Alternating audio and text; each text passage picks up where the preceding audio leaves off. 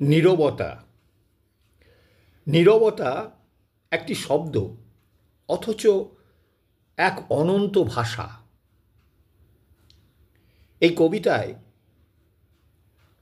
কবি সাধন রায় নিঃশব্দতার গভীরতা ও তাৎপর্যকে অন্বেষণ করেছেন এক গম্ভীর কবি চিন্তায়।